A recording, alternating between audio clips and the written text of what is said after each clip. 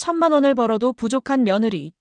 저는 어릴 적부터 꿈이었던 회계사의 자리에 올라 결혼 후에도 커리어를 이어가며 성공적인 직장 생활을 하고 있습니다. 매달 약 1,000만 원에 달하는 수입으로 가게의 중심을 잡았고 남편도 이를 자랑스러워했다. 하지만 이런 저의 성공은 시어머니에게는 결코 자랑거리가 아니었습니다. 시어머니는 전통적인 가치관을 가진 사람이었습니다.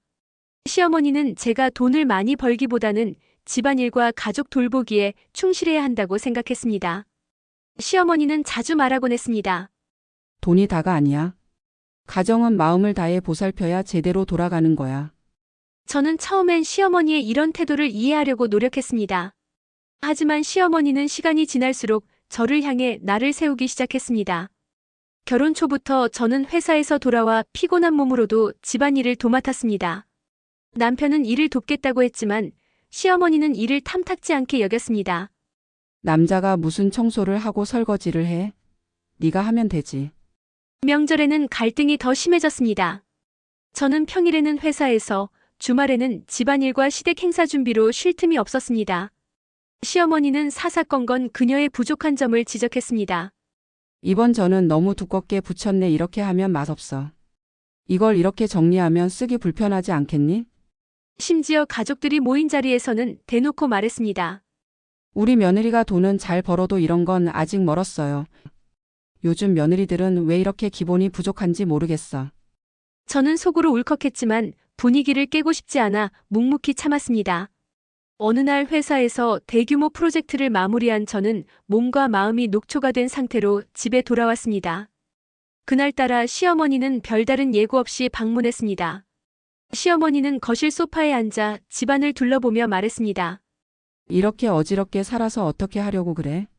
아이고, 나라도 와서 좀 정리해야겠다. 냉장고를 열어보던 시어머니는 혀를 차며 말했습니다. 이 냉장고는 왜 이렇게 꽉 차 있어? 먹지도 않을 거면서 음식을 쟁여두면 다 상하지. 이래서야 주부라고 할 수 있겠니? 저는 그 순간 더 이상 참을 수 없었습니다. 어머니, 저도 제 일과 가정을 모두 챙기려고 정말 최선을 다하고 있어요. 하지만 제 노력은 어머니께 늘 부족하게만 보이시는 것 같아요.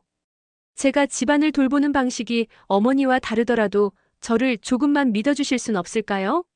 시어머니는 잠시 당황했지만 이내 단호하게 말했습니다.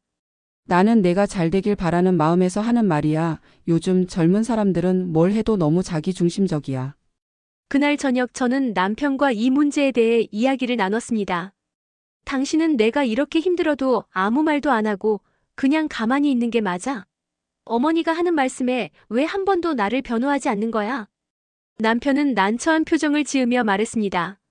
엄마가 그런 건 널 미워해서가 아니야. 그냥 어른으로서 조언하려는 거지. 너도 너무 예민하게 받아들이지 않았으면 좋겠어. 저는 실망감을 감출 수 없었습니다.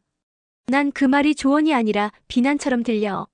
내가 집안일을 못한다고 무시받는 기분이란 걸 당신은 모르는 거야? 며칠 후 회사에서 휴가를 낸 저는 시어머니와 단둘이 대화를 나누기로 결심했습니다. 그녀는 시댁을 찾아가 차분히 말을 꺼냈습니다. 어머니, 제가 부족한 부분이 많다는 걸 인정해요. 하지만 제가 집안일을 못하는 사람이 아니라 가정과 일을 병행하려다 보니 힘든 순간도 있는 거예요.